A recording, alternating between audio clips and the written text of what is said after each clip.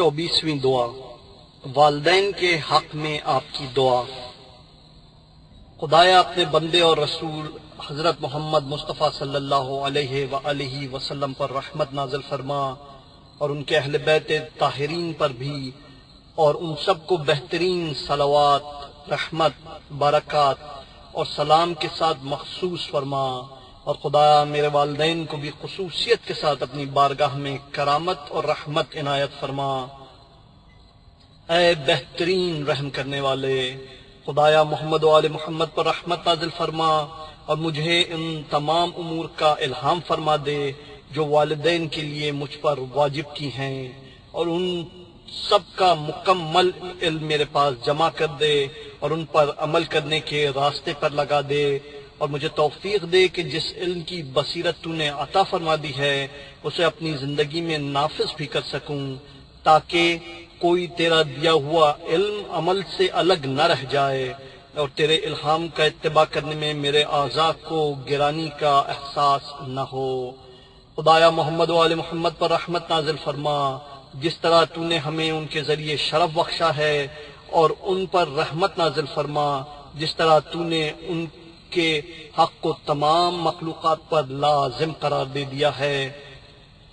خدایا مجھے توفیق دے کہ میں اپنے ماں باپ سے اس طرح ڈروں جیسے کسی جابر سلطان سے ڈرا جاتا ہے، اور ان کے ساتھ اسی طرح مہربانی کروں جس طرح ایک مادر مہربان اپنی اولاد کے ساتھ کرتی ہے، اور پھر میری اس اطاعت کو اور میرے اس نیک برتاؤ کو میری آنکھوں کے لیے اس سے زیادہ خوشگوار بنا دے جتنا خواب آلود آنکھوں میں نیند کا خمار خوشگوار ہوتا ہے، اور اس سے زیادہ باعث سکون بنا دے جتنا تشنہ لب کے لیے کاسائے آب باعث سکون ہوتا ہے، تاکہ میں اس کی خواہش کو اپنی خواہش پر مقدم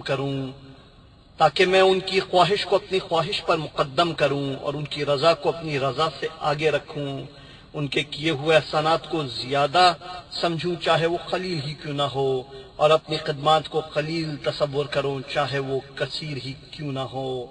خدایا ان کے سامنے میری آواز کو دبا دے،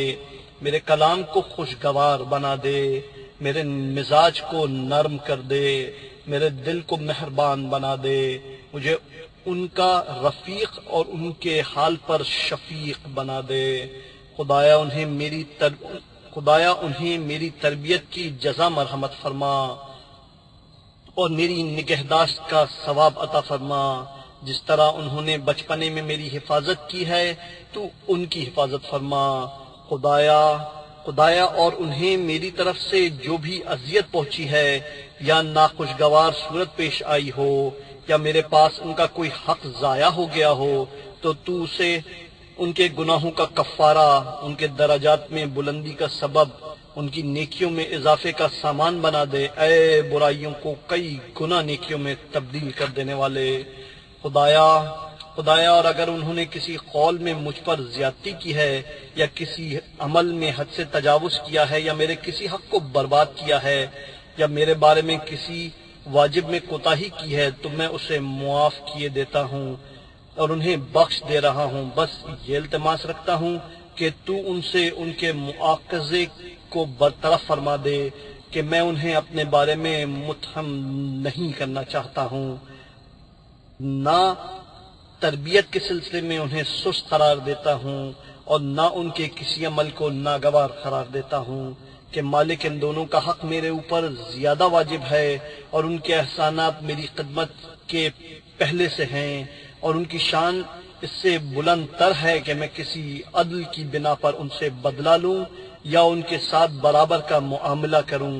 ایسا کروں گا تو ان کے اس احسان کا کیا ہوگا جو انہوں نے میری طویل تربیت کی مشغولیت میں کیا ہے، نے میری حفاظت میں جو زحمت برداشت کی ہے، کہ اپنے نفس پر جبر کر کے میری زندگی میں وسعت اور سکون کا سامان فراہم کیا ہے۔ بھلا وہ مجھ سے اپنا مکمل حق کہاں سے حاصل کر سکتے ہیں؟ میں تو ان کے حقوق کا ادراک بھی نہیں رکھتا ہوں، اور ان کی خدمات کے فرض کو ادا بھی نہیں کر سکتا ہوں۔ تو خدایا محمد و آل محمد پر رحمت نازل فرما، اور ان کی راہ میں میری امداد فرما، اے وہ بہترین ذات جس سے مدد مانگی جاتی ہے۔ اور مجھے توفیق عطا فرما اے سب سے زیادہ مرکز توجہ، اور اے ہدایت دینے والے، اور مجھے ان لوگوں میں قرار نہ دینا جو ماں باپ کے نافرمان ہوں۔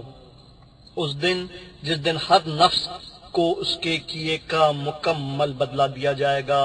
اور کسی پر کوئی ظلم نہیں کیا جائے گا۔ خدایا محمد و آل محمد پر رحمت نازل فرما، اور میرے والدین کو وہ بہترین نعمت عطا فرما جو تو نے اپنے بندگان مومنین میں کسی والدین کو بھی عطا فرمائی ہے، اے سب سے زیادہ رحم کرنے والے۔ اور خدا مجھے ان کی یاد سے غافل نہ ہونے دینا، نہ نمازوں کے بعد اور نہ رات کے لمحات میں اور نہ دن کی ساعات میں۔ خدایا محمد و آل محمد پر رحمت نازل فرما، اور میری دعائے خیر کے سبب انہیں بخش دے، اور میرے ساتھ ان کی نیکیوں کے بدلے ان کی حتمی مغفرت فرما، اور میری گزارش کی بنا پر ان سے مکمل طور سے راضی ہو جا، اور اپنی کرامت کی بنا پر انہیں بہترین سلامتی کی منزل تک پہنچا دے۔